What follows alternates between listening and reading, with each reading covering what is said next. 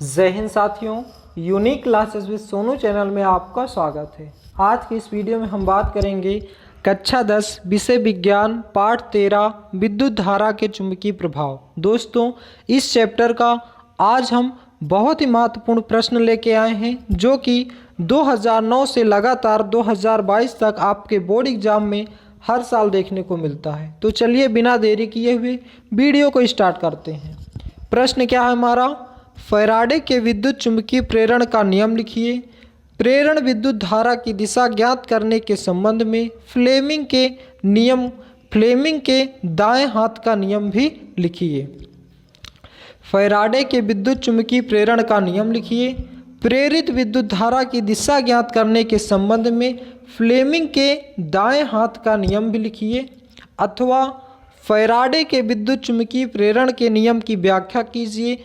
प्रेरित धारा की दिशा कैसे ज्ञात की जाती है? दोस्तों, उत्तर जो हो जाएगा हमारा, प्रेरित धारा की दिशा फ्लेमिंग के दाएं हाथ के नियम से ज्ञात की जाती है। इसलिए हमें इसमें क्या करना है, दाएं हाथ का नियम भी बताना है। तो यह प्रश्न विस्तृत उत्तरीय प्रश्न में पूछा जाता है, 7 नंबर में पूछा जाता है। तो उत्तर क्या हो जाएगा? फैराडे के विद्युत चुंबकीय प्रेरण संबंधी 2 नियम है।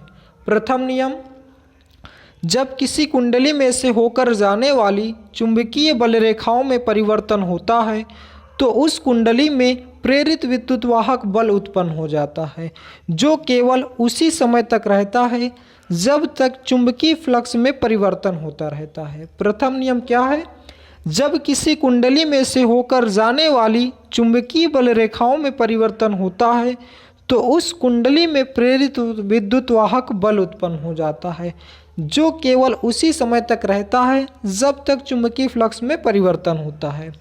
दूसरा नियम, फैराडे के द्वितीय नियम के अनुसार जब परिपथ में प्रेरित विद्युतवाहक बल का परिमाण उस परिपथ से संबंध चुंबकीय फ्लक्स के परिवर्तन की दर के अनुक्रमानुपाती होता है। दूसरा नियम क्या है? किसी प्रेरित विद्युतवाहक बल का परिमाण उस परिपथ से संबंध चुंबकीय फ्लक्स के परिवर्तन के दर के अनुक्रमानुपाती होता है।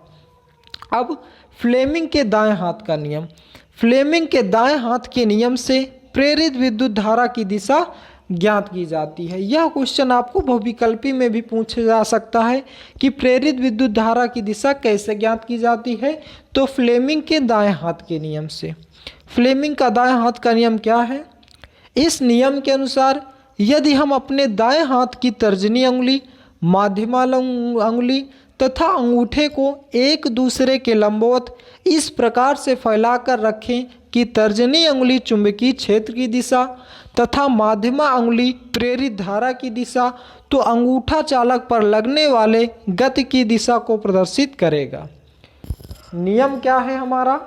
ये चित्र को याद रखना है। इस चित्र के हिसाब से आपको डिफिनीशन अपने से लिखनी है। तो इस चित्र में देखिए कि यदि हम अपने दाएं हाथ की तर्जनी अंगुली, माध्यमा अंगुली तथा अंगूठे को एक दूसरे के लंबवत इस प्रकार से फैलाकर रखें कि तर्जनी अंगुली चुंबकीय क्षेत्र की दिशा, माध्यमा अंगुली प्रेरित धारा की दिशा, तो अंगूठा चालक पर लगने वाले गति की दिशा को प्रदर्शित करेगा।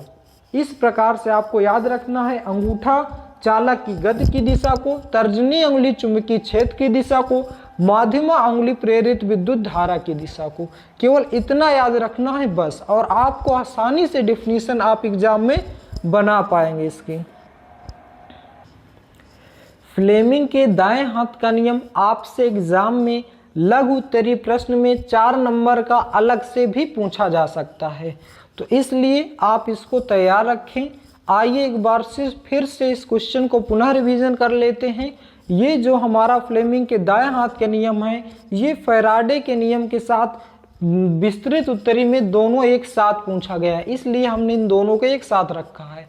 आपको फ्लेमिंग के बाएं हाथ का नियम और दाएं हाथ का नियम कल की वीडियो में एक साथ सभी को, जितने भी मोस्ट इम्पॉर्टेंट प्रश्न रहेंगे सभी को एक साथ एक ही वीडियो में याद कराने का प्रयास करेंगे। वो वीडियो जरूर देखिएगा, क्योंकि उसमें पूरे फिजिक्स को जितने भी मोस्ट इम्पॉर्टेंट प्रश्न रहेंगे सबको एकदम मौखिक रूप से आपको याद कराया जाएगा। तो आइए एक बार फिर से इस क्वेश्चन को पुनः रिवीजन कर लेते हैं ताकि यह क्वेश्चन आपको इसी वीडियो में याद हो जाए।